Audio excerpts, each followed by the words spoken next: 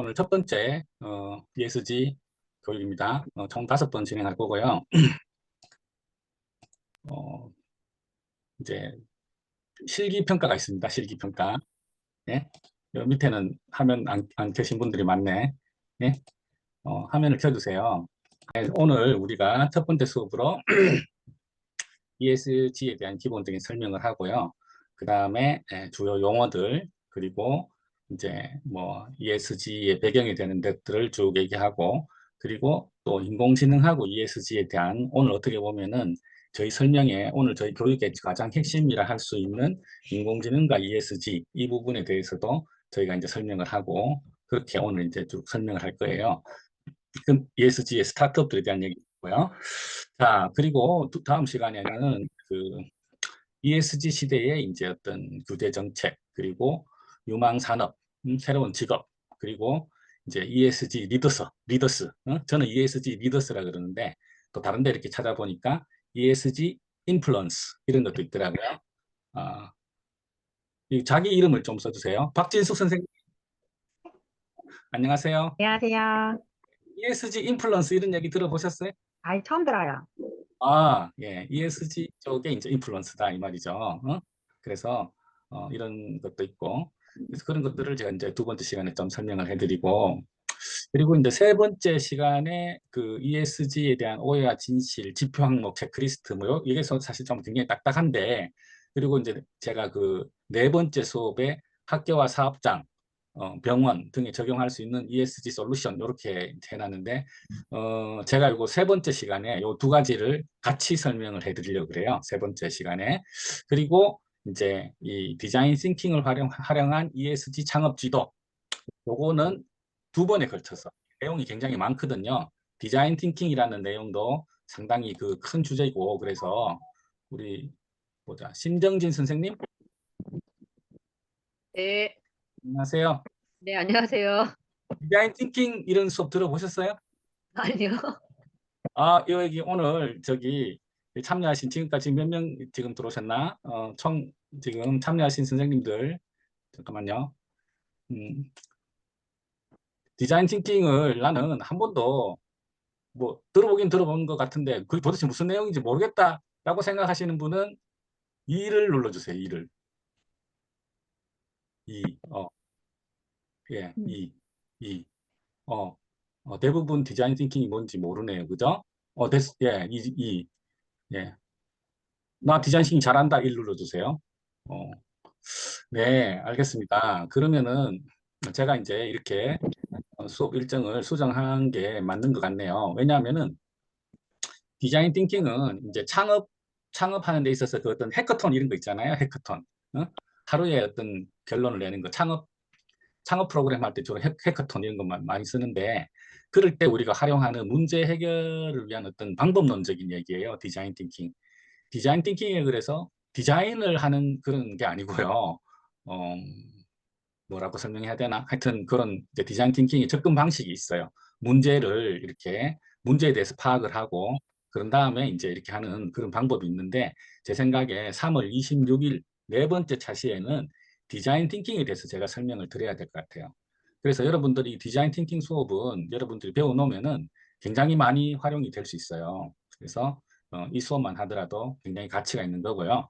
그 다음에 마지막으로 디자인 띵킹을 활용한 ESG 창업 프로그램에 대해서 마지막 시간에 설명을 해드릴게요. 아시겠습니까? 그리고 필기 시험이 있습니다. 필기 시험이. 그래서 우리가 필기 시험을 외웠어요? 김현희 선생님? 필기 시험이 있는데 필기 시험은 이게 이제 지금 서울 경기 지역에 있는 분도 계시고 그 다음에 이제 여기 경상도 지역에 있는 분도 계셔가지고 필기 시험은 이제 두 번에 나눠서 한 군데서 치면 곤란할 거 아니에요. 내가 그냥 오픈북을 해서 볼까 뭐 별 생각을 다 했어요. 별 생각을 다 했는데 하여튼 뭐 어떤 형태로든 간에 필기 시험을 한번 보려고 그래요. 필기 시험을 보고 또 마지막으로 우리가 이제 또 총 정리하는 그런 거를 4월에 수업 다 마치고 난 다음에 가시려고 합니다. 그리고 그 뭐죠? 지금 현재 이제 숙제들 하고 계시죠? 그죠? 각 선생님들이 숙제 내고 우리가 카페에 지금 그걸 올리고 있잖아요. 맞습니까? 누가 이 대답을 네, 좀 빨리 해주시면 좋은데. 김민경 선생님 안녕하세요. 예. 자, 그래서 이게 숙제도 그 이제 한 4월 달 제가 좀 더 구체적인 날짜를 알려드릴게요. 그런데 제가 이제 여기 보면은 지난번에 이런 얘기를 했어요. 이런 어, 시험 성적 및 실습 결과물 평가에 따라서 2급을 받을 수도 있고 1급을 받을 수도 있다. 그죠? 그래서 이왕이면은 여러분들이 그 2급보다는 1급 받는 게 나으니까 여러분들께서 이제 최선을 다해서 이렇게 이렇게 실습이라든지 필기시험도 준비하면 좋겠다 이런 생각이 듭니다. 자, 그러면은 오늘 수업을 한번 시작을 해볼게요. 지금 총 몇 분이 들어오셨나 모르겠네. ESG. 자, 그럼 또 한 번 또 물어볼게요. 그 채팅창에다가 답을 해주세요. 자, 나 ESG에 대해서 잘 안다. 1. 나 사실 ESG 잘 모른다. 뭐 ESG가 뭔지 별로 들어본 적이 없다. 이렇게 한번 1, 2 올려주실래요? 채팅창에. 어, 잘 모른다. 1은 없습니까? 어, 네. 박유아 씨도 잘 모르고. 네. 자, 오케이. 알겠습니다. 그러면은 또 제가 거기에 맞춰서 설명을 해드릴게요. 그리고 중간중간에 잠 오니까 내가 질문도 하고 이러는데 그거에 대해서 너무 뭐 두렵게 생각하거나 그러지 않으시면 좋겠어요. 아시겠습니까? 성미리 네. 선생님, 이 마이크를 끄고 있어서 답변하려면 오래 걸리나? 아, 네. 예, 예, 예. 그렇죠. 예. 자, ESG.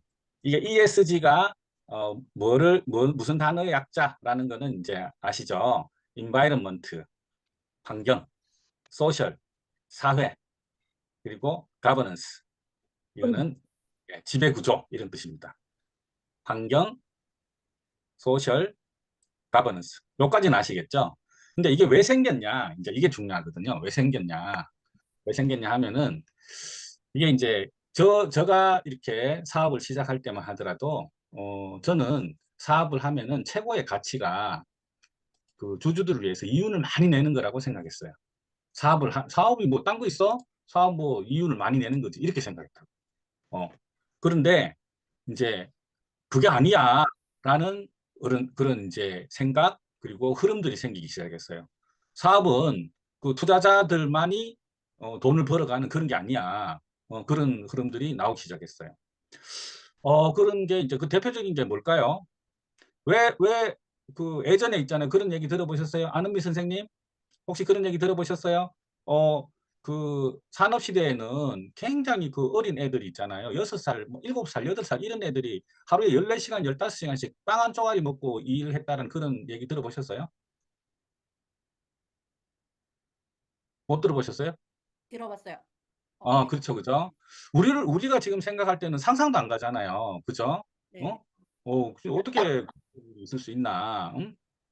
그런데 이제 그 예전에 그랬어요.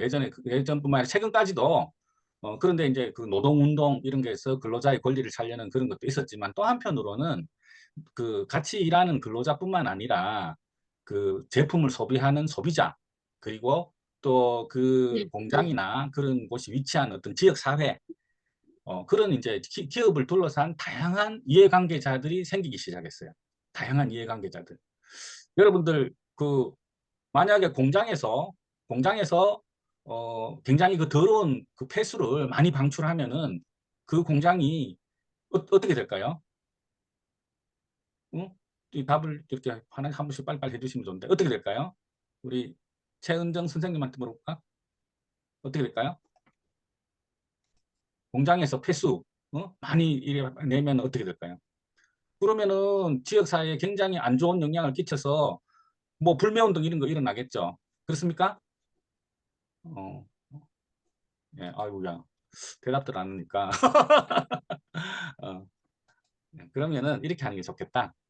우리 저기 몇 분만 이렇게 켜고, 자, 내가 지정해 드릴게요. 우리 여기 지금 보니까 심정진 선생님하고 안은미 선생님하고 우리 유설이 사장님, 그리고 지금 김재련 선생님 이렇게 화면 켜져 우리 우리 저기 문정희 선생님까지 이런 분들 대답 좀 빨리 해주시면 좋을 것 같아요.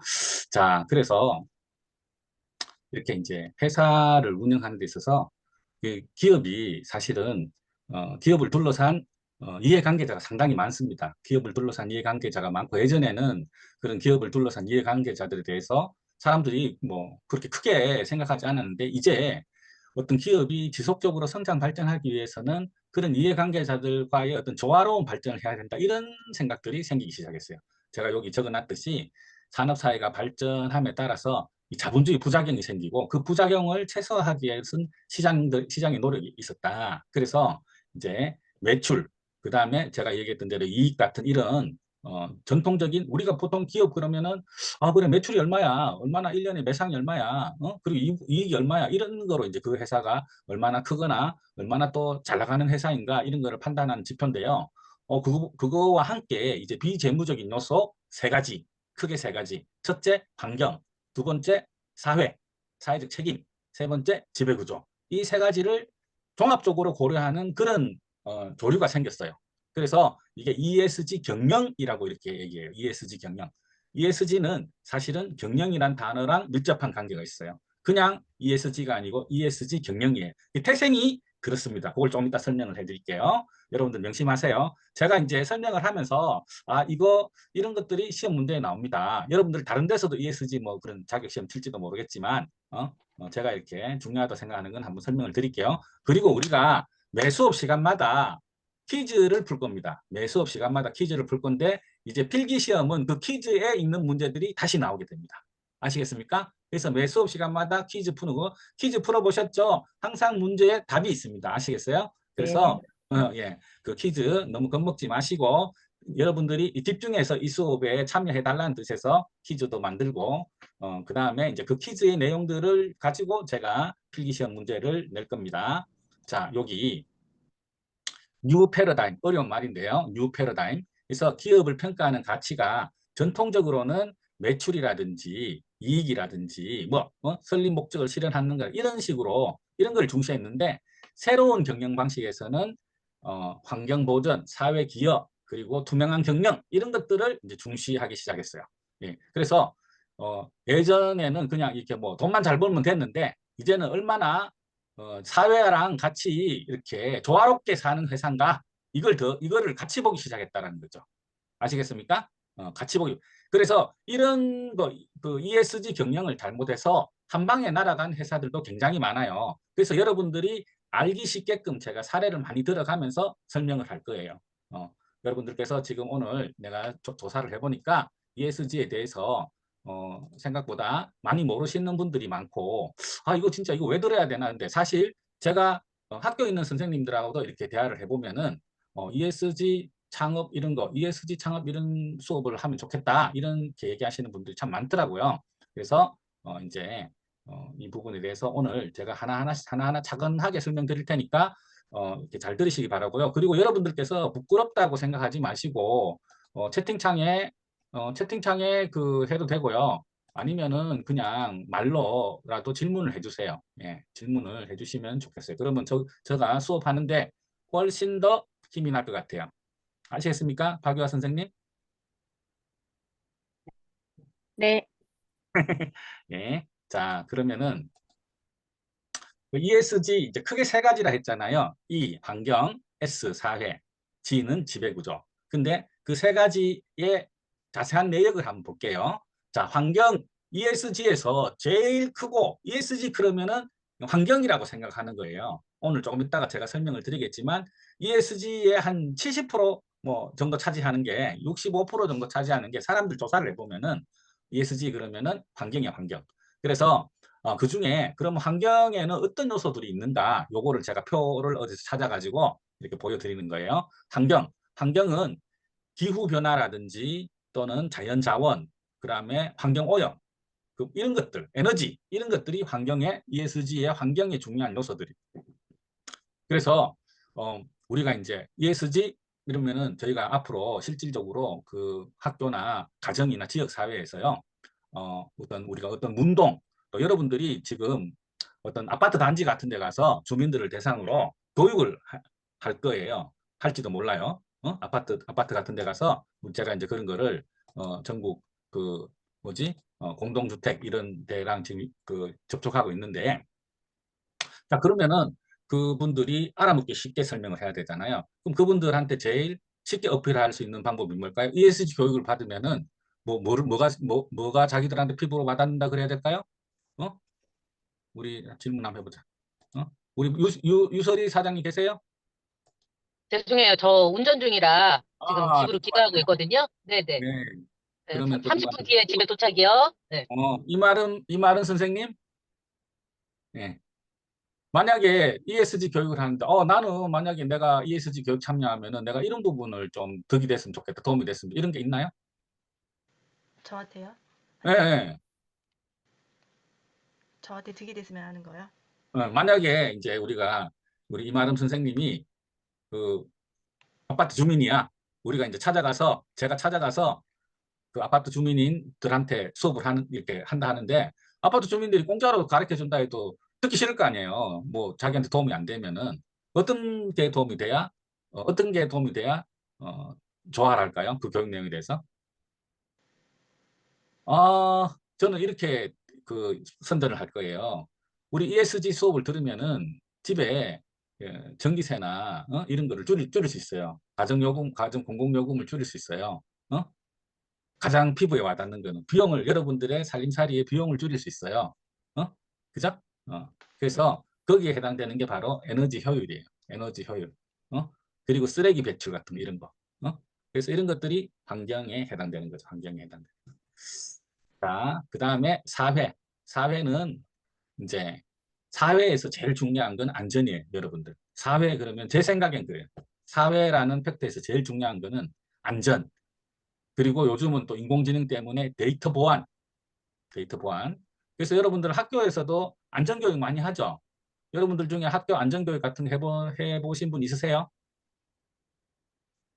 안전교육 하신 분 아무도 없어요? 안전교육 수요도 많은데, 여기 답을 했네. 금전적인 관리비 절약. 안은미 선생님, 관리비 절약. 맞아요. 관리비 절약이 돼야, 좋아하겠죠. 그죠? 그래서, 자, 그래서 사회이라는 부분에 있어서는 에너지 효율이라든지 폐기물, 그리고 뭐 이런 것들이고요. 탄소 배출. 그리고 S는 사실 안전. 저 개인적으로는 안전이 굉장히 중요하다. 그래서 우리나라에서도 이 제조 현장에 있어서 안전과 관련해서 자꾸 법이 강화되고 있는 추세예요. 여러분들은 잘 모르시겠지만, 이제 지금 제조 현장에서 직원이 죽으면요. 잘못하면, 그 대표이사가 감옥 가요. 무조건. 네, 감옥 가기 때문에 그 회사가 망할 수도 있어요. 그래서 이 안전이 굉장히 중요하고요. 이때까지는 그냥 너무 결과 위주로 하다 보니까 일하는 근로자들의 안전이나 이런 걸 등한시했는데, 안전, 그리고 이제 여성과 남성의 기회평등, 이런 것들이 사회적인 거예요. 사회적인 거. ESG, S에 해당되는 거예요. 그리고 마지막으로 이제 지배구조는, 부패, 그 다음에 뭐 주주 권리, 이사회 구조, 그 다음에 뭐 세금이나 거래 투명성, 이런 것들이 지배구조예요. 지배구조는 지위는 상대적으로 조금 이제 관심도가 떨어지는 항목들이에요. 자, 여기까지가 ESG에 대해서 제가 이제 간단하게 설명을 드렸는데, 여기까지 질문 있으신가요? 차지혜 선생님 질문 있으세요? 아닙니다. 없어요? 네. 예, 여기까지는 이제 다 아시겠어요? 자, ESG는 환경, 사회, 지배구조의 준말이고요. 그 세 분의 항목들은 이런 것들이 있다. 근데 저는 여기서 한마디 꼭 하고 싶어요. 제가 이제 창업교육에 대해서 학교 선생님들하고 이렇게 대화를 해봤거든요. 창업교육 우리 잘해요. 이러면서 창업교육 좀 한번 해보세요. 이러니까 학교 선생님들이 창업교육 해주는데, 공짜로 해주는데 많아요. 이러더라고. 어? 무슨, 거기 보면은 메인 컨텐츠라는 회사의 어떤 그런 전국적으로 지부들이 쫙 있어가지고, 그 얄궂은 무슨 뭐, 그 보드 게임하고 뭐, 플래시카드 이렇게 해서, 그 시간이 굉장히 지났어요. 그 플래시카드 내용들도. 근데 그렇게 해서 창업 교육을 많이 해. 혹시 그 메인 컨텐츠나 그런 창업 교육 아시는 분 있으세요? 김현희 선생님 안 해보셨나? 해봤죠? 예. 얘기 좀 해주세요. 창업 교육. 그거 하루에 다 끝나나요? 네, 하루에 다 끝나는 교육이에요. 몇 시간이에요? 뭐 학교마다 다르긴 한데 네, 평균. 평균 한 6차시? 4차시, 6차시면 다 끝나죠. 그렇죠. 네. 그렇게 해서 자기 뭐 꿈을 가져라 뭐 이런 것부터 시작하죠. 네. 예. 그런데 이제 그런 유사한 창업 교육들이 많다 보니까 학교에서 굉장히 식상하게 생각하더라고. 창업 교육. 그래서 근데 제가 ESG 창업 이러니까 그거는 괜찮네 이러더라고. 그리고 며칠 전에 로컬 크리에이터 이러니까 그거 좋은 것 같다. 그거 해달라고 말이지. 그런 이제 그래서 창업 교육이라는 게 문제 해결 능력을 키우기 위해서 우리나라 정부에서 엄청 그 돈을 많이 투자를 해요. 사실 여러분들 잘 모르겠지만 창업 교육에 펀딩하는 그 자금도 많고요. 창업 교육 시장도 한 몇 조 된다 그러더라고요. 그런데 그 창업 교육이 이때까지 보면은 이렇게 뭐 좀 앞서 나간 회사들이 좀 만들어 놓은 그런 그 좀 틀 안에서 이렇게 굉장히 형식적으로 진행이 되고 선생님들이 사실 이 창업에 대해서 어떤 깊은 지식 없이 그냥 거기 파워포인트나 이런 거 위주로 이렇게 진행을 하는 것 같아요. 그래서 저는 이제 좀 그런 내용을 좀 잘 아니까 조금 다르게 조금 더 깊이 있게 그러면서도 또 사업적으로도 조금 좀 막 결국은 이 선생님들 교육이 제일 중요한 것 같아요. 그래서 이 교육을 통해서 선생님들이 각자 이제 어떤 지식이라든지 이런 것들이 향상이 되면은 좀 더 나은 내용을 전달할 수 있지 않겠나 이러고 이제 결국은 제가 하고 싶은 얘기 여기 ESG에서 하고 싶은 얘기는 제가 좀 전에 했던 우스갯소리가 무슨 뜻인지 아시겠어요? 김재능 선생님 제가 좀 전에 했던 우스갯소리가 뭐를 의미하는지 아시겠어요? 네. 그래요? 내가 그냥 창업교육 그러니까 학교에서 뭐 공짜로 해준 데 많아요. 근데 ESG 창업이라니까 그거 한번 해볼까요? 이러더라고요. 그런데 사실 왜 ESG 창업이라고 얘기했냐면요. ESG에 안 걸리는 게 거의 없어요. ESG에 안 걸리는 게 거의 없어. 그리고 ESG 창업이 이게 말은 따로 ESG라고 안 하지만 창업 아이템을 다 해보면은 다 ESG랑 연관이 돼 있어요. 그래서 저는 이왕이면은 창업 프로그램을 할 때 ESG 창업을 하려는 거예요. 그리고 여러분들 우리 요번에 이 코스 강좌의 전체 큰 이름이 뭐죠? 인공지능 교육 전문가를 양성하는 강좌잖아요. 그리고 여러분들이 이제 인공지능을 이용한 크리에이터, 또 두 번째는 인공지능을 이용한 자기주도 학습. 이걸 지금 이제 수업을 들으셨잖아요. 거의 다 들으셨죠? 그래서 그거를 자기 걸로 만들기 위해서 실습 과제물을 좀 열심히 해주시기 바라고요. 마지막으로 이것도 역시 ESG인데 무슨 ESG? 인공지능을 활용해서 ESG. 그래서 저의 주제는 이 강좌를 개발하고 운영하는 저의 주제는 인공지능이 ESG 지구를 구할 수 있는 방법을 제공할 수 있지 않을까? 사람들이요, 인공지능이 연산을 하기 위해서 엄청난 데이터가 필요하고 그리고 그 데이터 센터를 운영하기 위해서 엄청난 에너지를 써야 되기 때문에 인공지능은 ESG에 완전히 반대다, 상극이다 이렇게 얘기를 하시는데 그런 부분도 있지만 오히려 인공지능이 더 나은 효율을 만들고 더 나은 방법을 만들어서 또 지구를 구하는데 도움을 줄 수 있다. 이런 생각을 하고 있어요. 그걸 좀 이따 설명드릴 텐데 그렇기 때문에 저희의 주제는 지구를 구하는데 인공지능을 한번 잘 활용해보자 이런 거예요. 지구를 구하는데 인공지능을 한번 잘 활용해보자. 인공지능을 잘 활용해서 우리가 지구를 구해보자. 우리가 이제 제대로 된 창업대회를 하면은요. 그냥 가서 하루에 그냥 뭐 발표 도르륵 하고 끝나는 게 아니고요. 그 프로토타입이라고 이게 프라 모델을 만들거든요. 시제품, 프로토타입은 시제품이라는 뜻이거든요. 프로토타입을 만들고 그 프로토타입을 꼭 오프라인 이렇게 그걸로 안 만들어도 돼요. 실제로 하드 카피를 안 만들어도 돼요. 그림으로 그려도 되는데 그 프로토타입이 실제로 작동할 수 있는 기술적인 지원이 뒤따라줘야 돼요. 창업대회가 제대로 된 창업대회를 하려면은 그래서 그 기술적인 지원이라는 게 대개는 이제 인공지능인 것이죠. 그래서 ESG에 대해서 제가 좀 더 자세하게 설명을 드렸어요. 그러면은 자 ESG가 그럼 왜 필요해졌냐? 요거를 분명하게 이제 아시면 좋을 것 같아서 제가 그래서 그리고 오늘 나머지 수업은 요 내용에 대해서 하나하나씩 제가 풀어서 설명하는 식으로 진행을 할게요. 자, 첫 번째 ESG는요. 투자자들 때문에 생겼습니다. 이게 명심하세요. ESG는요. 뭐 이렇게 소비자들이나 뭐 이런 것보다도 제일 중요한 거는 유엔에서 있잖아요. 이렇게 권고를 했어요. 유엔에서 투자에 대한 어떤 그런 가이드라인으로 이 ESG를 권고를 한 거야. 그게 시작이었어요. 그게 2000년대 초인가 그래요. 좀 이따 타임라인에 나와요. 그래서 ESG는 결국은 투자자들한테서부터 나왔다. 요거를 명심해 주시면 좋겠어요. ESG는 투자자들, 기업에 투자하는 투자자들한테서 먼저 이거의 필요성이 나왔다. 자, 두 번째는 소비자들이 변하기 시작했어요. 소비자들이. 응? 소비자들이 이 ESG에 대해서 굉장히 중요하게 생각하는 거예요. 소비자들이 옛날 소비자가 아니에요. 옛날에는 싸고 튼튼한 물건이면 됐는데 지금은 싸고 튼튼한 물건보다는 이제 ESG와 관련된 그런 사회적 책임을 다하는 기업의 제품을 쓰기를 원하는 거예요. 소비자들이 바뀌고 있어요. 그리고 또 이 규제, 많은 나라에서 ESG에 대해서 규제를 하고 있어요. 규제. 이것도 굉장히 중요한 부분이에요. 그래서 여러분들 탄소 국경세라든지 들어보셨어요? 탄소 국경세 들어보셨어요? 처음 들어봐요? 네, 탄소 국경 오늘 그러면은 제가 좀 더 천천히 탄소 국경세라든지 탄소 배출권이라든지 이런 것들이 다 법으로 요구가 되는 거예요. 법으로 요구가 되는. 그러니까 선생님들 질문을 좀 많이 해주세요. 우리 박유아 선생님, 네. 김재령 선생님 이런 분들 좀 질문 담당. 이게 아, 질문을 네. 많이 해주세요. 질문 담당. 우리 허소영 선생님 남부디사에서 들어오셨네. 예. 네. 그 질문 담당. 질문 막 하세요. 아시겠어요? 네. 네네, 감사합니다. 자, 그래서 이런 투자자에서부터 나왔지만 소비자들도 바뀌고 있고 또 법적으로 규제 이런 것 때문에 이제 ESG가 필요한 거죠. 그거에 대해서 하나하나 설명을 드릴게요. 그리고 이제 ESG 그러면 CSR이라는 단어랑 좀 헷갈릴 수 있어요. 너무 이게 막 단축된 그게 많죠, 그죠? ESG도 잘 물이 안 들어오는데 CSR CSR은 Corporate Social Responsibility의 준말이에요. Corporate Social Responsibility. 기업의 사회적 책임. 기업의 사회적 책임은 기업이 사회와 환경에 긍정적인 영향을 미치기 위해서 이렇게 하는 거예요.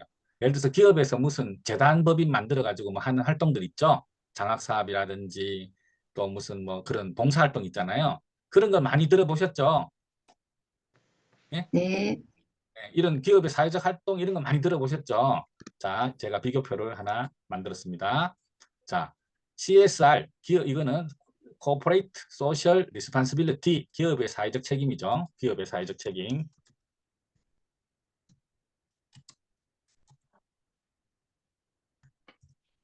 기업의 사회적 책임이죠. 자, 기업의 사회적 책임은 기업이 주체예요. 기업의 오너라든지 기업이 주체적으로 해서 사회에다 이렇게 사회에다 여러 가지 활동을 하는 거예요. 사회에 도움이 되는. 뭐 주로 봉사, 기부 이런 것들이죠. 장학재단, 이런 거 많이 보셨죠? 그죠? 기업에서 이런 사회적 활동하는 거 많이 보셨잖아요. 그런데 ESG는 투자자가 주도하는 거예요. 투자자가. 여기서 차이가 있어요.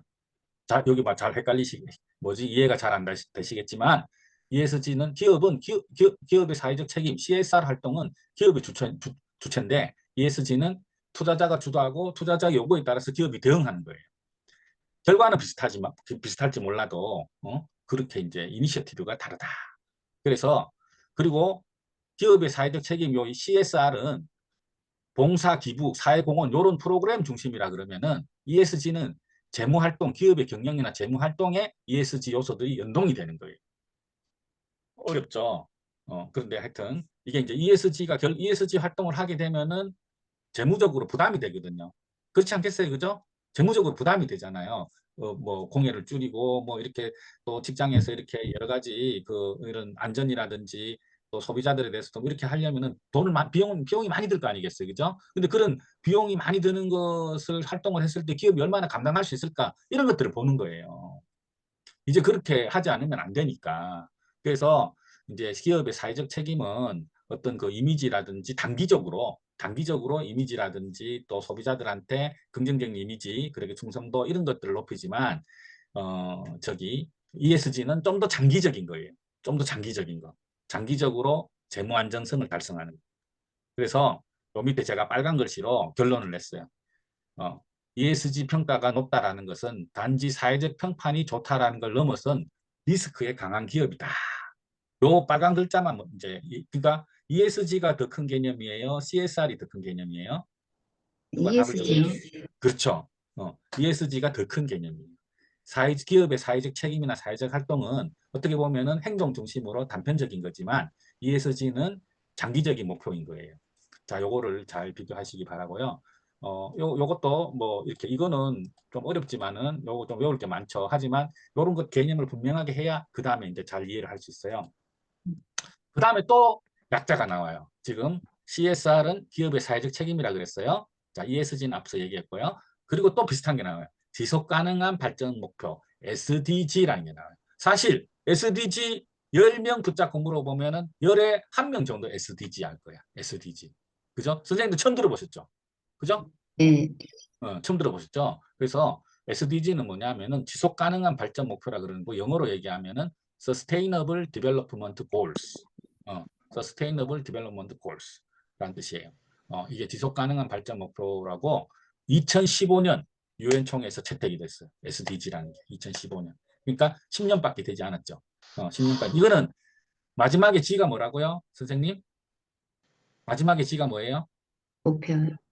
목표, 골, 그죠? 마지막에 G가 골이야, 목표. SDG는 목표야. 그래서 17개 목표가 있다라는 거예요. 17개. 그 한글로 내가 적어놨어요. 빈곤 퇴치, 기아 종식, 건강과 웰빙, 양질의 교육, 성평등, 깨끗한 물과 위생, 모두를 위한 깨끗한 에너지, 양질의 일자리와 이렇게 17개의 목표가 있어요. 17개 목표. 이게 5개 영역, 인간, 지구, 번영, 평화, 파트너십이라는 5개 영역과 17개 목표가 있는 거예요. 자, 이 17개 목표는 이제 이 17개 목표를 우리 지구촌이 우리 지구가 조화롭게 우리가 살기 위해서는 자, 이런 그 목표를 정해서 우리가 선진국, 후진국 협력해서 한번 잘해보자. 이렇게 해서 만든 거예요. 여러분들한테는 피부에 안 나닿을지 모르지만은 지금 우리나라는 너무 사실은 괜찮은 나라죠. 뭐 끄떡없죠. 뭐 저기 우크라이나 전쟁이 났다 해도 끄떡없고, 끄떡없는 건 아니지. 물가는 많이 올랐죠. 자, 그런데 실제로 이 우크라이나 전쟁 그리고 이스라엘하고 또 중동에서 전쟁이 지금 진행되고 있잖아요. 그걸로 인해서 굶어 죽고 뭐 막 물가도 너무 올라서 빵도 없고 이런 나라가 엄청 많습니다. 그렇게 고통받는 사람들이 엄청 많습니다. 근데 그게 자기 일이 아니니까 뭐 피부에 안 와닿는 거예요. 근데 그게 이제 우리 일이 될 수도 있어요. 사실은 우리 일이 될 수도 있어. 우리 일이 될 수도 있다니까. 그런데 이제 어쨌든 우리 일이 아니니까 이걸 잘 모르는데 이렇게 이제 지속 가능한 발전 목표 이거 이제 이렇게 우리나라는 참 대단한 거죠. 이렇게 가난한 나라에서 이렇게 이제 발전을 했으니까 엄청나게 이제 대단한데 그렇지 못한 옛날에 6.25 때 우리를 도와줬던 에티오피아 같은 나라는 거의 뭐 거지 같은 나라가 됐어요. 자, 그런데 이제 SDG는 이렇게 지속 가능한 발전 목표, 지구촌이 잘 살기 위해서 만든 17가지 목표인데, 자, 그거와 ESG를 비교를 한번 해볼게요. 자, SDG와 ESG의 관계는, SDG는 좀 전에 제가 얘기했듯이 목표입니다, 목표. ESG는 구체적인 실천 방안입니다. 그 목표를 도달하기 위한 구체적인 실천 방안입니다.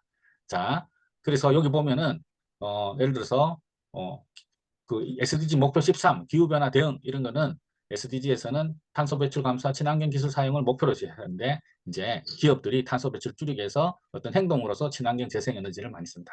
여러분들 RE100 이런 얘기 들어보셨어요? RE100 그런 단어도 그러니까 ESG 쪽에는 이게 영어 단어 줄인 게 너무 많아가지고요. 조금 외우셔야 돼. 예. 그러니까 재생 에너지로 다 하겠다 하는 게 RE100이에요. 재생 에너지로. 그러면은 또 조금 유식한 분은 이런 거 물어볼 거예요. 네, 질문할게요. 원자력은 RE100 재생에너지에 해당될까요? 해당되지 않을까요? 원자력은 RE100에 포함될까요? 안 될까요? 안 된다. 안 돼요. 원자력은 우리가 지금 원자력을 일단 싸니까 발전 단가가 원자력은 발전 단가가 굉장히 싸요. 그런데 이제 원자력은 RE100에는 재생에너지에 해당되지 않아요. RE100에는 해당되지 않아요. 그러면은 이제 유럽이나 미국에서 탄소 배출 절감하라 하는데 원자력 발전 많이 하면 그게 탄소 배출을 줄였다고 얘기할 수 있을까요? 탄소 배출 재생에너지가 아니기 때문에 원자력은 그런 부분에서 아쉬운 부분이 있는 거예요. 발전 단가는 싸서 우리가 해야 되지만 또 한편으로 그런 부분이 있는 거예요. 자, 이렇게 또 SDG 목표 5에는 성평등. 그런데 ESG에서는 S 부분에서 있잖아요. 여성의 리더십 강화. 여성의 리더십 강화가 무슨 뜻인가요? 우리 차지혜 선생님. 잘 모르겠습니다. 여성이 리더가 많이 된다는 거예요. 여성이 회사에서 사장이 되고 여성의 리더십 강화라는 게 그런 뜻이에요. 여성들이 지금 사회 각계각층에 진출했지만 그래도 최고 경영자층에서는 여성과 남성의 비율이 많이 차이가 나잖아요. 아직까지 그 상층부 이렇게 의사결정의 상층부에서는 남성들이 다 그래도 이렇게 비율이 훨씬 높잖아요. 절반 반반씩 되어야 될 텐데 실제로 따져보면은 사장님들 대표이사 남자 여자 반반이니까 사장도 반반이어야 될 텐데 그렇지 않잖아요. 그래서 기업의 여성 리더십 강화는 기업의 최고 경영자 또는 임원진에 여성들이 좀 더 많이 진출해야 된다라는 거죠. 그리고 다양성과 포용성을 확대해야 돼. 이거 되게 어려운 말이에요. 다양성과 포용성을 확대. 이게 사람은 생겨나기를 이렇게 자기랑 다른 거를 싫어하게끔 생겨났어. 우리 전성이. 그렇지 않아요? 우리 김민경 선생님 그렇지 않나요? 네, 그렇습니다. 사람은 기본적으로 자기랑 다른 거 별로 안 좋아해. 부부간에도 꼭 막 잔소리 하잖아. 야, 똑바로 해. 그거 보면 정답이 없는데 똑바로 하라는 거야. 자기랑 다른 거 싫어하는 거지. 그리고 이제 SDG에서 12번 같은 거 보면은 이제 자원을 대할 때 쓰자. 그래서 ESG는 그래서 이제 자원의 효율을 높이기 위하고 폐기물을 최소화하려는 그런 노력들을 하는 거죠. 그래서 이제 CSR이나 ESG, CSR과 ESG에 비교해서는 이제 CSR보다는 ESG가 좀 더 장기적이고 그 다음에 이제 그런 장기적인 목표고 기업의 재무 상황이랑 관련 있는 그런 목표다. 근데 이제 SDG하고 그 다음에 ESG와 비교할 때는 SDG는 목표고 우리 인류가 도달해야 될 목표고 ESG는 거기에 대한 어떤 실천 방안이다. 그래서 여러분들 이 세 가지 컨셉이 지금은 막 단어도 머리에 잘 안 들을 거예요. 하지만 요게 요런 차이가 있구나라는 정도 알아두시면 좋을 것 같아요. 자, 지금 8시 55분이네요. 여기 ESG 타임라인 정도만 설명을 하고 잠깐 한 5분 정도만 쉬었다가 또 진행을 할게요. 자, 요 타임라인이 이제 이렇게 중요한데요. 여기 보면은 2006년도네요. 유엔에서 책임투자 원칙이란 걸 발표를 했어요. 2006년도. 그러니까 20년 전이네요. 20년, 19년 전이네요.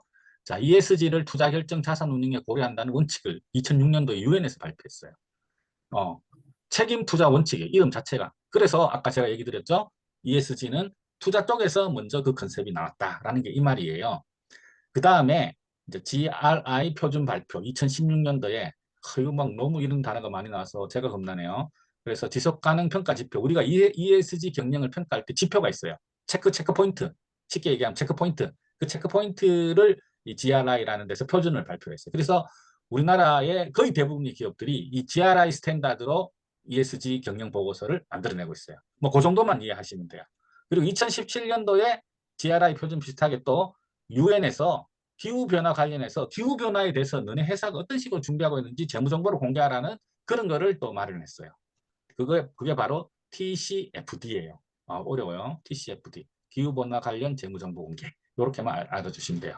그리고 2019년도에 미국에서 엄청난 일이 생겼어요. 2019년도에 미국의 가장 그 영향력 있는 기업 CEO 181명이 참여한 회의에서 BRT라는 연례 회의에서 주주이익 극대화가 아닌 기업에 참여한 모든 이해관계자의 가치를 우선으로 하는 원칙을 선언했어요. 이거는 정말 어마무시한 얘기예요.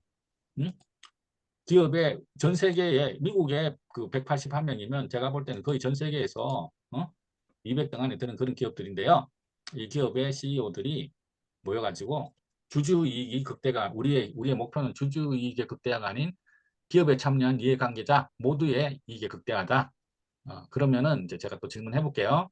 자지혜 선생님, 기업의 이해관계자가 어떤 사람들이 있나요?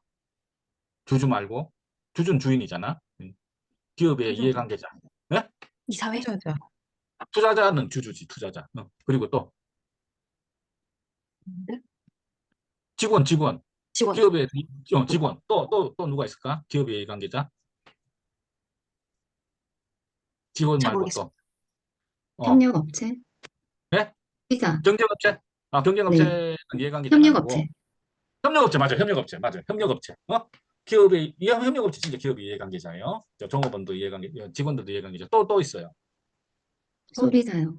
맞아요. 소비자가 제일 큰 이해관계자예요. 소비자. 또 있어요. 또. 그 기업이 위치해 있는 지역사회. 그죠? 지역사회. 크게는 국가. 국가는요, 기업의 최대 주주예요. 세금을 무조건 뜯어가잖아요. 세금만 가져가나요? 사대보험도 내야 되잖아요. 그래서 국가나 지자체, 또 기업이 이해관계자예요. 그래서 이런 모든 이해관계자의 가치를 조화롭게 이루어가는 게 중요하다라고 발표를 했어요. 그러니까 이게 2019년이에요. 어떻게 보면은 ESG는 굉장히 새로운 가치죠. 그렇기 때문에, 근데 이 새로운 가치가 몇 년 전에 확 불이 붙었어요. 불이 붙어가지고 막 우리나라에서 난리가 났어요. 여러분들도 모르는 사이에. 그리고는 우리가 흔히 그러듯이 불이 막 쉽게 확 붙고 또 후루룩 꺼져버렸어. 그런데 이제 이거는 꺼지지 않아요. 왜냐하면은 이게 우리의 생존이랑 직결돼 있거든요. 이 ESG 문제는 우리의 생존이랑 직결돼 있기 때문에 꺼질 수가 없는 거예요, 이게. 자, 그래서 이제 2019년에 이런 엄청난 일이 있었다. 그리고 또 2021년도 몇 년 안 됐죠. 한국거래소에서 이제 우리나라 기업들도 일정 규모 이상은 지속 가능 경영 보고서, 아까 제가 다시 한번 보여드릴게요. 여러분들 기업을 운영하면은 재무제표, 손익계산서, 뭐 대차대조표, 손익계산서 이런 걸 재무제표라 그러잖아요. 그거를 발표를 해야 돼요. 공시를 해야 돼요. 어느 정도 규모 이상이 되면은. 그리고 100억 이상인가 되면 외부 감사를 받아야 돼요. 외부 감사.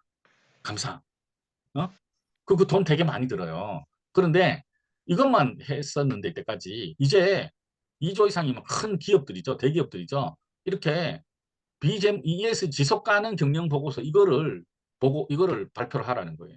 재무제표도 하고. 재무제표 보통 12월 결산법인이면 3월 달에 쫙 하거든요. 그리고 주총을 하죠. 이게 뭐 대단한 회사에서 큰 일인데 비슷하진 않지만 그래도 상당히 큰 거를 또 하라는 거예요. 그러면 기업 입장에서는 부담이 되겠습니까? 안 되겠습니까? 부담이 되죠. 부담이 되는데 이게 이제 2조 이상의 큰 기업만의 일이냐? 그렇지 않다는 거지. 그거 좀 이따 설명을 해드릴게요. 자, 그래서 요거는 이제 아까 그거는 이제 주로 ESG, 크게 ESG에 대한 얘기였지만 요번에는 좀 줄여서 ESG 중에 ESG의 가장 중요한 부분은 뭐라고요? 선생님들? ESG에서 환경이요. 그렇지, E지, E. ESG의 70%는 E예요. E, 환경. 그래서 환경 문제에 대해서 국제 조여 협약을 따로 제가 정리를 해뒀어요. 이런 거 막 여기저기서 보고 제가 이렇게 이거 이제 수업이 끝나면 다 여러분들한테 공유하는데요. 이게 얼마나 제가 이렇게 여러 자료를 보고 만드는데 얼마나 시간이 많이 걸리고 또 정리도 내 나름대로 참 잘 됐다고 자부를 하고 있습니다. 이렇게 진짜 정리하는데 엄청난 시간이 걸렸어요. 체계적으로. 이 순서를 어떻게 하냐, 이건 얼마나 고민했겠습니까? 그래서 자, 이렇게 환경 쪽의 국제 협약. 이게 이제 모든 게 국제적으로 지금 협약에 의해서 돌아가거든요. 특히나 우리나라는 자립 경제가 아니고 수출 수입을 해서 이렇게 움직이는 경제이기 때문에 국제 관계에서 외톨이가 되는 순간 우리는 살아남을 수가 없어요. 이게 국제 협약이 되게 중요한 거죠, 우리나라는. 그래서 자, 여기 중요한 거 뭐 이렇게 나중에 표를 보시고요. 지금 뭐 런던 협약은 되게 오래됐네요. 해양의 그 폐기물 버리면 안 된다는 게 런던 협약이고. 자, 여기 보면은 중요한 게 92년도에 유엔 기후 방지 협약이라는 게 있어요. 이거부터 시작했어요. 유엔 기후 방지 협약, 브라질 리우에서 열리는 UNFCCC, UNFCCC, 유엔 기후 방지 협약. 여기서 온실가스를 줄이자 하는 게 처음 나왔어요. 온실가스를 줄이자 하는 게 UNFCCC 92년도에 처음 나왔어요. 그리고 97년도에 일본 교토에서 교토 어정서라는 게 발표가 돼요.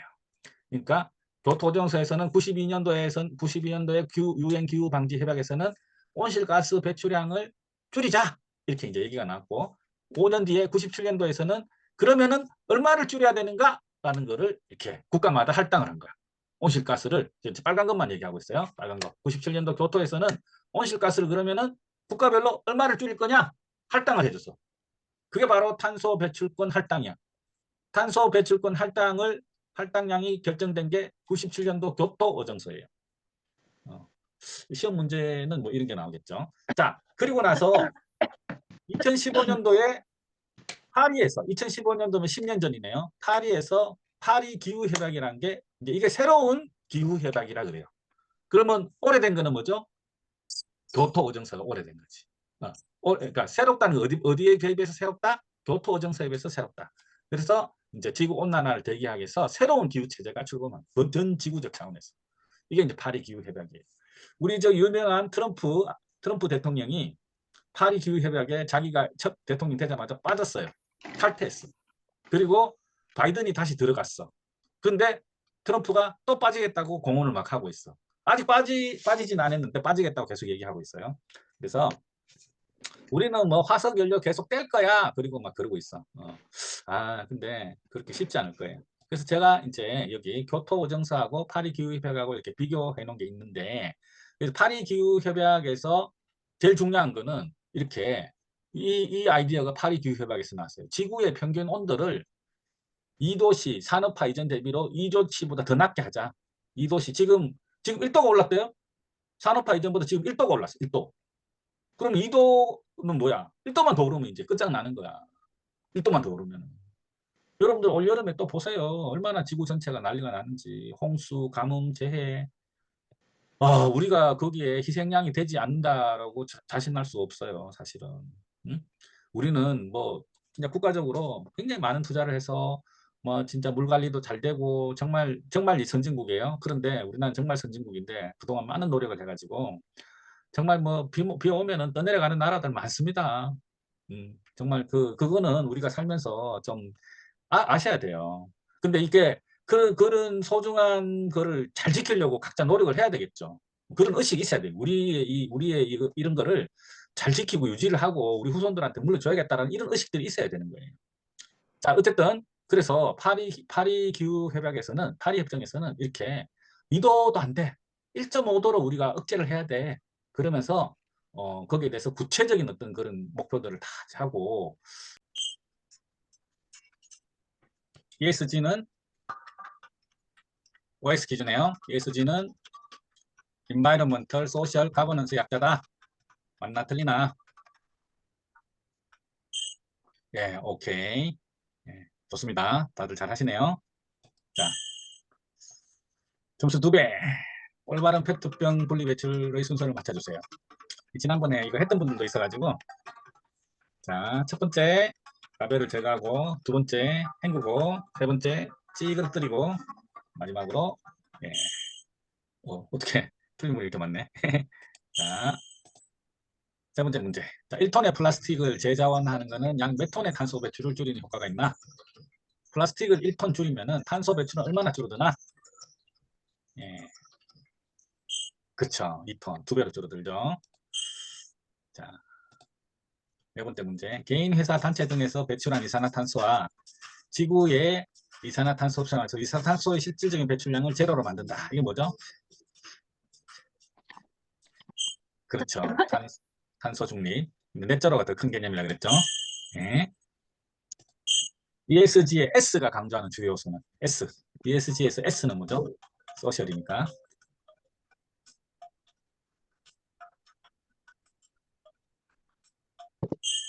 예, 기업이 사회적 책임을 다하는 활동이 S. 자, 다음 중 기업이 사용하는 전력의 100%를 재생에너지로 조달하겠다는 글로벌 캠페인은 무엇인가? 100%, 100%, 100%. 그렇죠. 100%, R200. 예.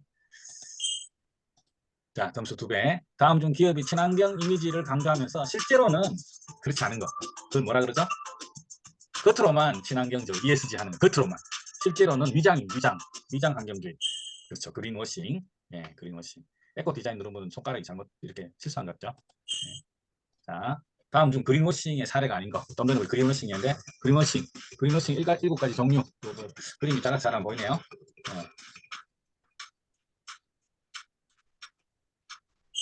그렇죠. 환경부에서는 친환경 마크를 붙입니다. 정부가 친환경 마크. 요거를 붙이는 거는 제대로 한다는 거죠. 자, 소비자가 친환경 소비 노력을 함에도 불구하고 지속되는 이상비에 좌절하고 친환경 활동이라 의욕이 꺾이는 현상을 뭐라 그러죠?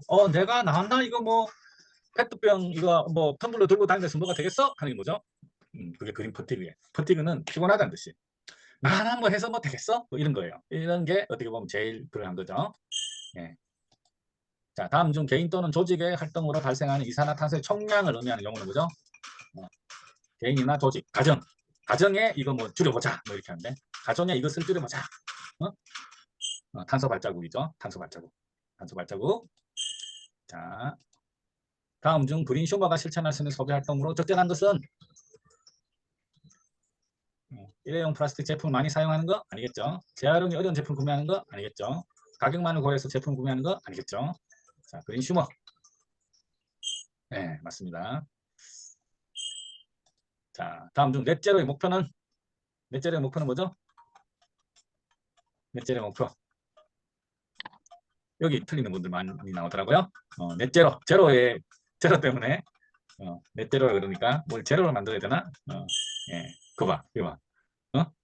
대기 중에 이렇게 넷제로는 제로에 다 썩어가지고 탄소 여기 될 수 없지. 대기 중에 배출하는 온실가스와 흡수하는 온실가스가 동일하게 넷제로는 온실가스, 탄소 중립은 이산화탄소. 넷제로가 더 큰 개념이라고 얘기했죠. 제가 그 사람 안 맞았네.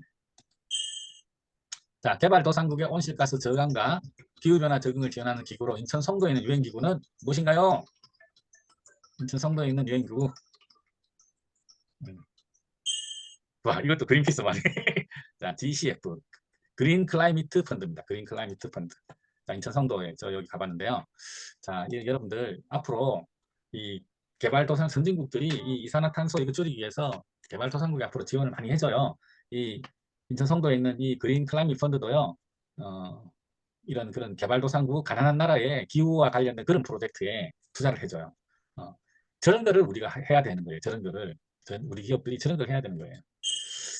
자, 서양의 저택에서 집안일을 맡아보는 집사처럼 기관 투자가들이 투자를 할 때 자기 돈처럼 소중히 여기고 최선을 다해 운영해야 한다는 행동 지침은 뭘까요?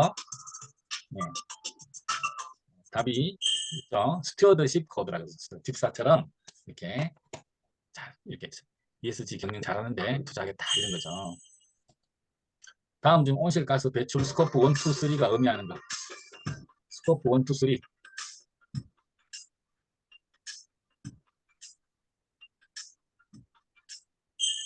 네, 스코프 1, 2, 3는 그 생산 공장 직접 만드는 거, 그 다음에 협력사를 통해서 이렇게 하는 거, 그리고 그 이동 과정에서 발생되는 그런 것들을 다 합쳐서 스코프 1, 2, 3 이러는 거예요.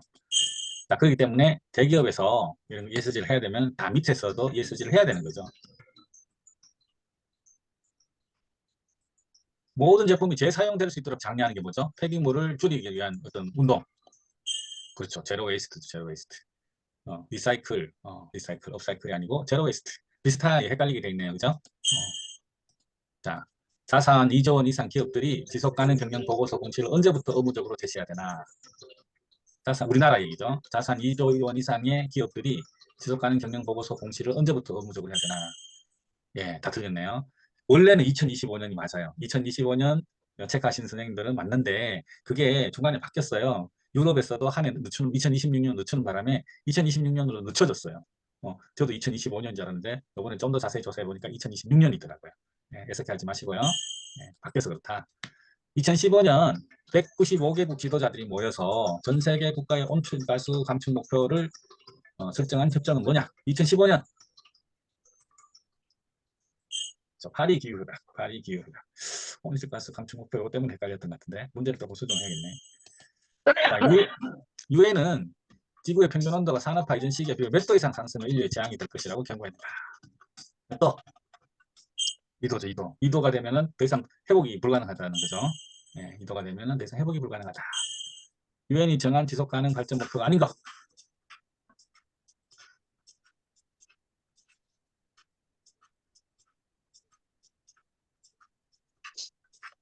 저 세계평화는 유엔이 정한 지속 가능이 아니죠. 자, 누적 랭킹 한번 볼까요? 누적 랭킹.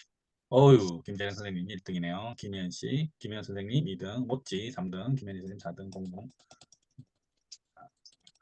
오케이.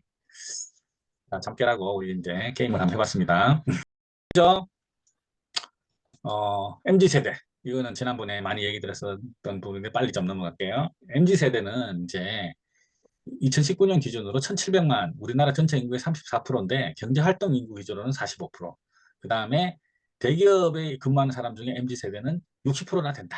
그래서 MZ세대가 인구에 비해서 인구는 3분의 1인데 영향력은 그보다 훨씬 크다. 근데 사실 뭐 MZ세대도 워낙에 이게 갭이 커서 80년대 초부터 2000년 중반이니까 이게 도대체 몇 년이야?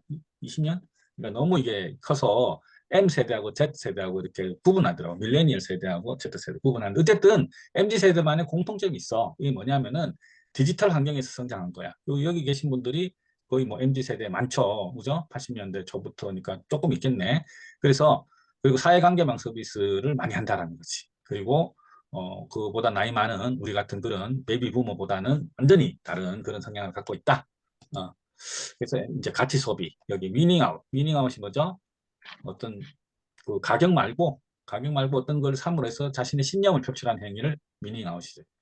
가심비 이런 거 내가 다 설명했죠. 돈줄 뭐 이런 거. 바이콧은 보이콧의 반대 개념인데 사주는 거야. 어떤 기업의 제품을 사주는 거야. 응? 자, 여기 보면 MZ 세대들은 나는 가치 소비자라는 생각을 많이 갖고 있어요. 나는 가치 소비자다. 80%가 그렇다. ESG 중에 관심 분야는 뭐냐? 65%가 환경이다. 그죠? 그래서 ESG에서 제일 큰 부분이 뭐라고요? 환경. 인정. 우리도 거기에 집중을 한다. 이거지. 우리의 수업도 환경. 우리 마이리틀팜도 환경. 예. 자, 그래서 오늘날의 소비자들은 이런 식으로 고관여 소비자. 기업의 물건을 구매할 때 뭐 기업에 대해서 이렇게 잘 보는 거지. 그 다음에 어떤 선호 브랜드에 대해서 돈을 좀 더 내고라도 그 선호 브랜드가 계속해서 사업을 해줬으면, 그 다음에 또 환경에 좋은 그런 제품을 구매하는 그런 성향이 있다라는 거죠. 일단은 옛날처럼 뭐 관심도 없이 그냥 제품만 사는 게 아니라 도대체 이 회사는 어떤 회사인지 이렇게 찾아본다라는 거지. 손바닥에 컴퓨터, 스마트폰이 있으니까 찾아보기도 쉽잖아요. 그래서 이렇게 오늘날 소비자들은 고관여 소비자. 자, 2025년도 소비 트렌드 키워드에도 보면은 이렇게 아보하가 뭔지 아세요? 여러분? 아보하? 네? 아주 보통의 하루. 맞아요. 아주 보통의 하루. 아주 보통의 하루. 작년이 뭐였더라? 2024년이 생각이 안 나네. 머리를 갖다 버려야 돼. 자, 그래서 이 2025년 소비 트렌드 중에서도 이렇게 그 기후 감수성 이렇게 있잖아요. 기후 감수성, 기후 위기에 대해서. 근데 사실 이 기후 감수성이 이렇게 파리로 있지만 제 생각에 이 기후 감수성은 소비자들 지금 마음에 다 들어가 있다라고 생각해요. 왜냐하면은 작년에 너무 더웠고 올해는 그보다 더 더워질 것 같아요. 자, 그러면은 다시 아까 스튜어드십 코드라는 말이 나왔었죠. 그래서 이렇게 옛날에 충실한 집사처럼 이렇게 이제 그 연기금이나 이런 그 돈을 다루는 이런 그 투자자들, 투자를 하는 정부나 이런 연금 같은 이런 큰 돈을 투자하는 사람들이 이제 그냥 기업체한테 그냥 투자하는 게 아니라 ESG와 관련돼서 투자를 한다라는 거죠. 자, 여기 블랙록 얘기는 나중에 하고요. APG는 네덜란드 연기금인데 무기 제조, 담배 판매 등은 그렇게 하는 159개 기업은 투자에서 배제하겠다. 무기 제조, 담배 판매 이거는 ESG 중에 뭐에 해당이 될까요? 무기 제조, 담배 판매 등 하는 회사에는 투자 안 하겠다. 이거는 ESG 중에 E에 해당되나요? S에 해당되나요? G에 해당되나요? S. 그렇죠. S죠. 이거는 사회적으로 이 나쁜 영향을 끼치는 기업한테는 투자하지 않겠다. 노르웨이 은행 같은 경우는 듀크 에너지, 환경 파괴한다는 이런 데는 투자를 안 한다. 우리나라에서도 국민연금, 사학연금, 공무원연금 3대 연금이 책임 투자, 스튜어드십 코드를 반영했는데 ESG 쪽의 투자에 대해서 이렇게 스크리닝을 하고 있다. 그래서 아까 첫째 시간에도 말씀드렸듯이 ESG는 바로 투자 쪽에서 왔다. ESG라는 컨셉은 투자 쪽에서 왔다라는 것을 아시는 게 중요하다. 분명하게. 자, 블랙록이라고 들어보셨어요? 자, 블랙록 나 들어봤다. 이런 처음 들어본 금시초문이다. 1, 2. 들어봤다. 1. 금시초문이다. 2. 1, 2. 금시초문도 맞네요. 예, 2. 2. 2. 2. 예. 자, 2가 맞네요. 블랙록은 전 세계에서 제일 큰 헤지 펀드입니다. 어마무시한 펀드입니다. 전 세계에서 제일 큰. 여기 이분이 레리 핑크인데 이 사람이 CEO예요. 블랙록 CEO. 이 블랙록 CEO가 기후 위기에 제대로 대처하지 못하는 회사에는 투자를 하지 않겠다. 그리고 자기네들이 투자한 회사들에 대해서 2050년까지 넷제로를 도달할 수 있는 사업 계획을 공개를 해라. 그렇게 구체적으로 공개하지 않으면 나는 내 돈을 빼겠다. 라고 얘기한 거예요. 이 사람이. 화석연료 배출 20% 넘어가는 기업에는 투자하지 않겠다. 이렇게 얘기한 거예요. 블랙록이 어느 정도냐? 우리나라에 블랙록이 대주주인 기업이 82곳이야. 우리나라에 그냥 짱짱한 회사들 있잖아요. 이런 회사들, 우리나라 경제를 지탱하고 있는 모든 짱짱한 회사에 2대 또는 3대 주주예요. 그래서 블랙록이 국민연금 다음으로 우리나라에서 지분이 많아요. 국민연금 다음으로. 블랙록이 이렇게 막강한 영향을 갖고 있는데 블랙록이 회장이 2050년에 넷제로 사업계 공개 요구하라 그러면은 이 기업에 있는 CEO들이 그 말을 잘 듣겠어요? 안 듣겠어요? 잘 들을 수밖에 없죠. 블랙록이 갖고 있는 주식 팔면은 이 난리가 나니까. 그러니까 이제 이렇게 블랙록이 이렇게 막강하네. 근데 뭐 우리나라만 그렇겠어요? 전 세계 기업들의 대주주예요. 이 블랙록이라는 회사가.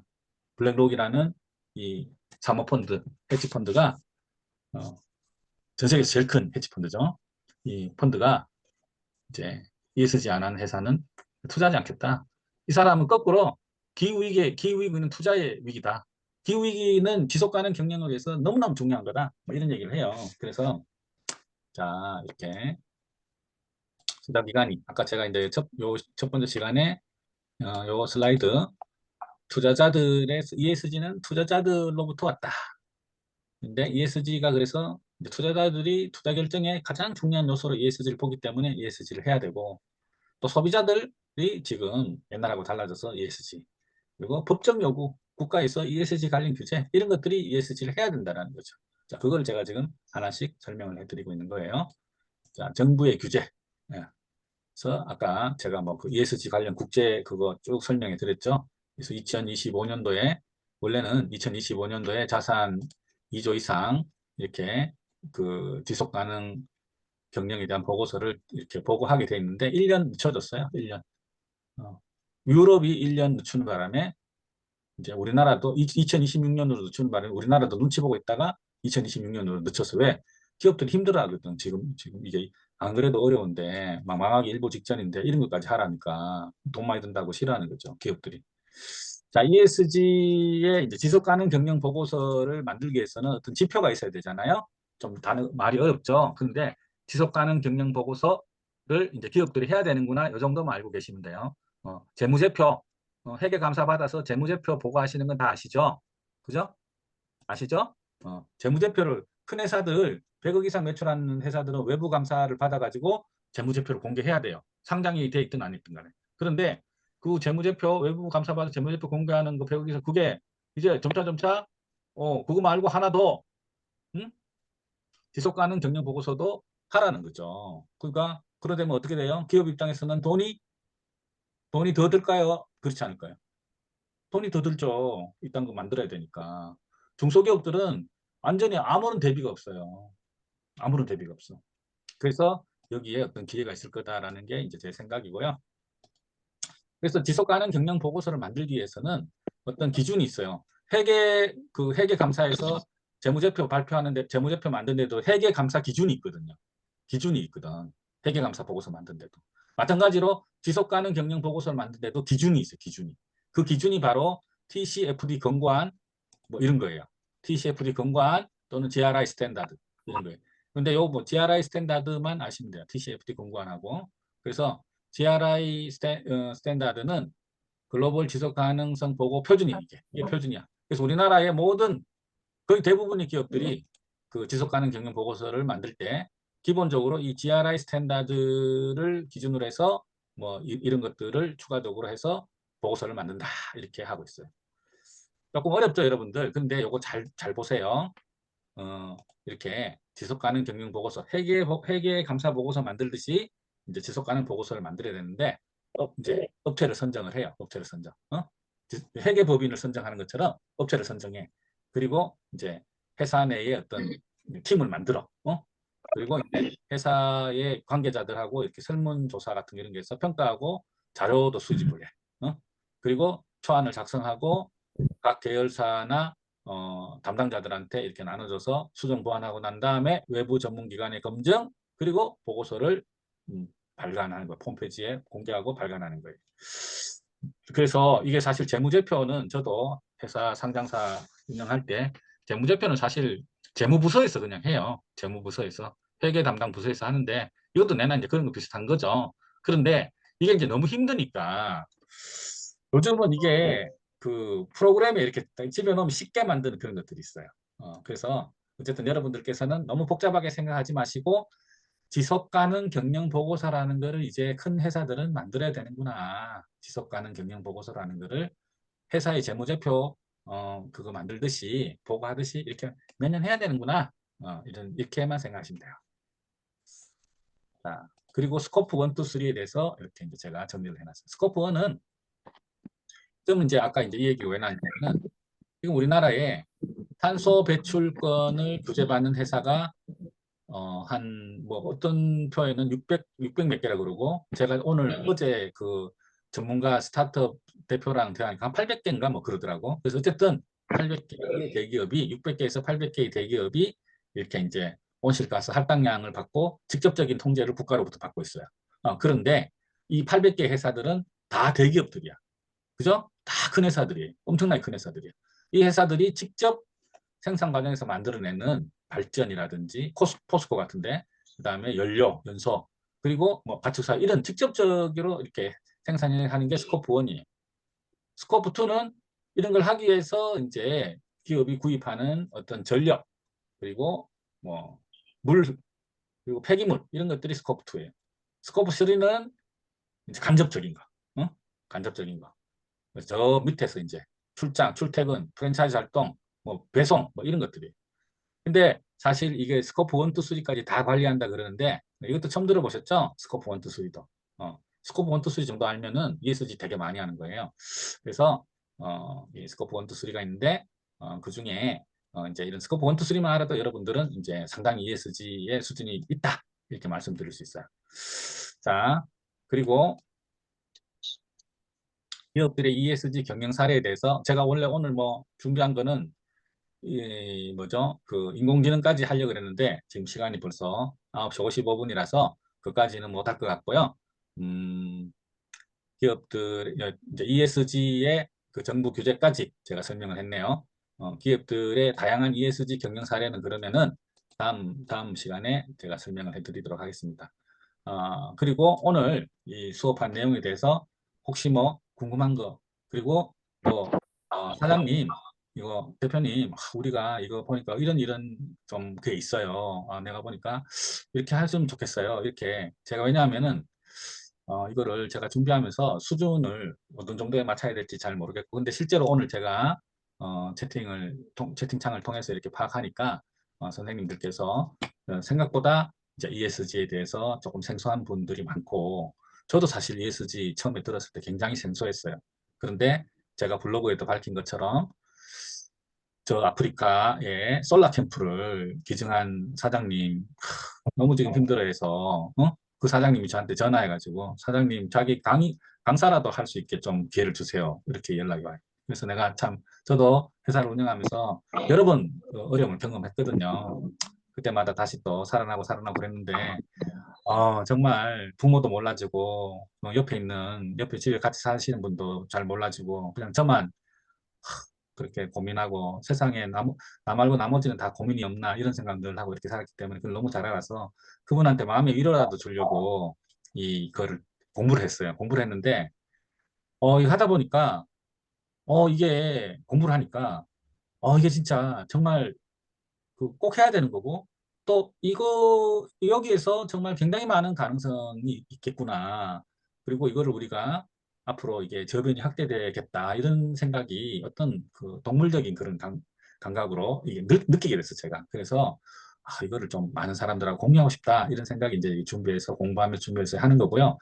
여러분들께서 이렇게 저녁 늦은 시간에 이 수업을 들으시려니까 너무 힘들죠. 그리고 이게 모르는 개념도 많고 뭐 설명 위주로 되니까 재미도 없고 하지만 여러분들께서 요 수업 5번 그리고 또 제가 어떤 학교에서 여러분들이 할 수 있는 수업 모델 그리고 또 병원의 삶, 병원 쪽하고도 지금 얘기하고 있어요. 병원, 병원도 ESG 해야 돼.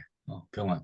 그리고 아파트 이런 데서 우리가 ESG 수업을 할 수 있는 이런 것들을 지금 많이 준비하고 있어요. 제가 많이 준비하고 있고 협력하고 있고 그래서 공부 이렇게 많은 관심을 가지고 참여해 주시면 좋겠어요. 자, 그러면은 나한테 직접적으로 얘기하기 뭐 하면은 이렇게 이제 우리 단톡방 또 카페, 우리 카페도 만들었잖아요. 그런 데다가 이제 알려주시면 좋을 것 같습니다. 그러면 오늘 질문 있으세요? 건의 질문 이런 거 그러면은 제가 할 수 있도록 그렇게 이제 알려드렸고요. 오늘 수업은 여기서 마칠게요. 예. 자, 수고하셨습니다. 수고하셨습니다. 네.